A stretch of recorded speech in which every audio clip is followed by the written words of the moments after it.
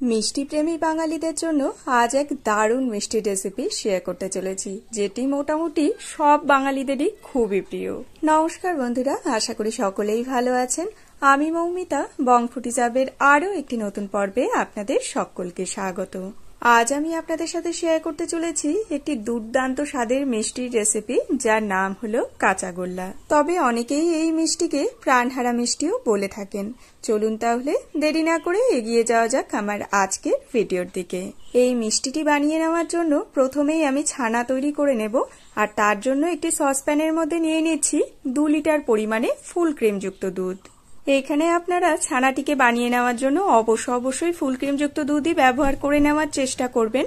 তবে যদি হাতের কাছে এই দুধ না পাওয়া যায়, সেক্ষেত্রে টোন্ড মিল্কের সাথে হাফ কাপ গুঁড়ো দুধ মিলিয়েও ছানাটিকে তৈরি করে নিতে পারেন। গ্যাসের ফ্লেম আমি হাইতে করে দিয়েছি, আর হাই ফ্লেমেই দুধ উতলে আসা অবধি দুধটিকে ক্রমাগত নাড়াচাড়া করে নিচ্ছি। দুধ উতলে এলে গ্যাসের ফ্লেম বন্ধ করে দিচ্ছি এবং 1 থেকে 2 মিনিটের মতো দুধটিকে নাড়াচাড়া করে হালকা একটু ঠান্ডা করে নিচ্ছি। অন্যদিকে দুধ থেকে ছানা কাটিয়ে নেওয়ার জন্য একটা ভিনিগারের সলিউশন তৈরি করে নেব, আর তার জন্য একটি বাটির মধ্যে অ্যাড করে দিচ্ছি 1/4 কাপ পরিমাণে হোয়াইট ভিনিগার এবং 1/4 কাপ পরিমাণে রুম টেম্পারেচারে থাকা জল।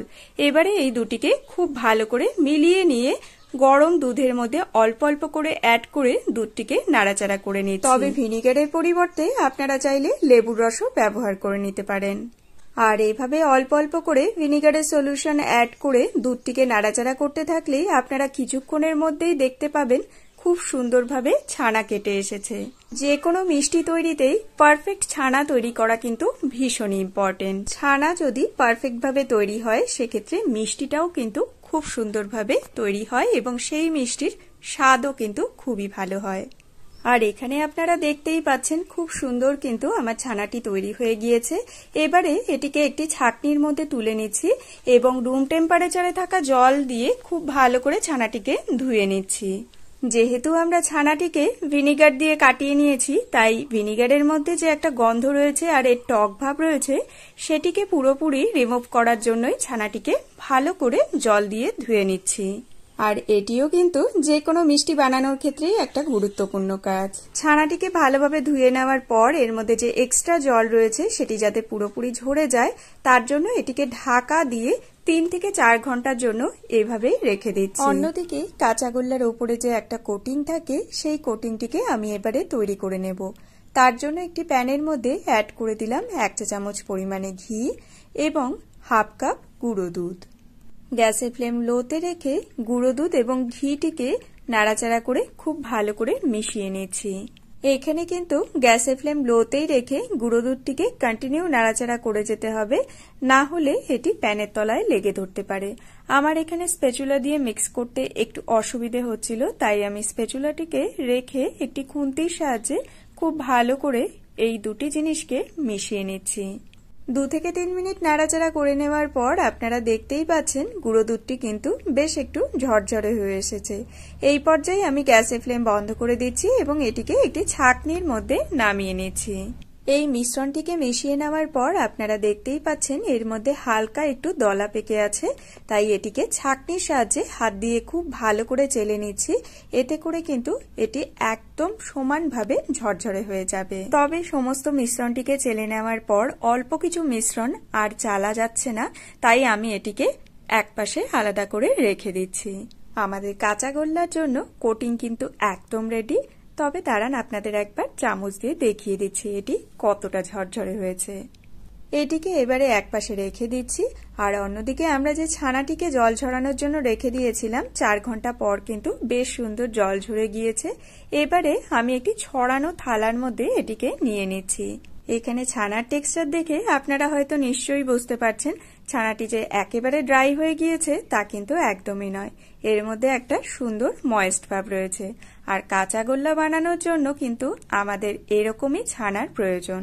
ছানার মধ্যে যাতে কোনো রকমের দলা ভাব না থাকে, সমস্ত ছানাটিকে তাই একটু মসৃণ করে মেখে নিচ্ছি। তবে রসগোল্লা বানানোর জন্য যে আমরা মসৃণ করে মেখে থাকি, অতটা মসৃণ করেও মাখার এখানে প্রয়োজন নেই, তার থেকে একটু কম মসৃণ করে মাখলেই যথেষ্ট। এবারে মেখে নেওয়া ছানার সম্পূর্ণটিকে যদি আমি 3 ভাগ ধরি, তাহলে 1 ভাগ আমি একদিকে রাখলাম আর অন্যদিকে আরো 2 ভাগ আমি একদিকে করে নিলাম।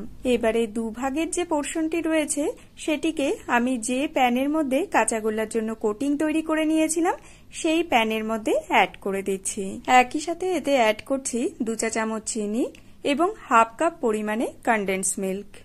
এবারে এই সবকিছু খুব ভালো করে একটি স্প্যাচুলার সাহায্যে মিলিয়ে নিচ্ছি। কাঁচাগোল্লা মিষ্টির মধ্যে যে খুব একটা কড়া মিষ্টি ভাব থাকে তা কিন্তু একদমই নয়। এই মিষ্টিটি একটি নরম পাকের মিষ্টি এবং এর মধ্যে কিন্তু হালকা একটা মিষ্টি ভাব থাকে। তাই আপনাদের মধ্যে যারা তেমন একটা কড়া পাকের মিষ্টি খেতে পছন্দ করেন না, তাদের জন্য কিন্তু এটি একটি বেস্ট মিষ্টি। আর এদিকে আপনাদের সাথে কথা বলতে বলতে আপনারা নিশ্চয়ই দেখতে পাচ্ছেন ছানার সাথে কিন্তু সবকিছু খুব ভালো করে মিলিয়ে নেওয়া হয়ে গিয়েছে। এবারে প্যান শুদ্ধ এই মিশ্রণটিকে আমি চুলোয় তুলে দিচ্ছি এবং প্রথম 2 মিনিট গ্যাসের ফ্লেম মিডিয়ামে রেখে কন্টিনিউ নাড়াচাড়া করে নিচ্ছি। 2 মিনিট পর আমি গ্যাসের ফ্লেম লোতে করে দিচ্ছি এবং লো ফ্লেমেই এবারে কন্টিনিউ নাড়াচাড়া করে যাব। এই পর্যায়ে হয়তো আপনারা নিশ্চয়ই দেখতে পাচ্ছেন মিশ্রণের মধ্যে বেশ একটা লিকুইডি ভাব চলে এসেছে। তবে এটি দেখে আপনারা একদমই ভয় পাবেন না, এটি কিন্তু নাড়াচাড়া করতে করতে একসময় প্যানের গা থেকে ছেড়ে আসবে, ঠিক যেমনটা এখন দেখতে পাচ্ছেন। মোট 12 থেকে 15 মিনিটের মতো আমি লো টু মিডিয়াম ফ্লেমে কন্টিনিউ নাড়াচাড়া করে নিয়েছি আর তাতেই কিন্তু মিশ্রণটি প্যান থেকে ছেড়ে আসতে শুরু করে দিয়েছে। এর থেকে বেশি ড্রাই কিন্তু আর মিশ্রণটিকে করা যাবে না, না হলে এটি শক্ত হয়ে যাবে। এবারে যে থালার মধ্যে ছানাটিকে মেখে আমি 1 ভাগ ছানার কাঁচা মিশ্রণ রেখে দিয়েছিলাম, তাতেই কিন্তু পাক দেওয়া এই ছানার মিশ্রণটিকে আমি ঢেলে দিলাম। পাক দেওয়া ছানাটি গরম থাকতে থাকতেই কাঁচা ছানার সাথে খুব ভালো করে মিলিয়ে নিতে হবে। আপনারা যারা এই মুহূর্তে আমার এই ভিডিও দেখছেন, তাদের মধ্যে কারা কারা এই কাঁচাগোল্লা খেতে পছন্দ করেন আমাকে কমেন্ট বক্সে অবশ্যই কমেন্ট করে জানাবেন।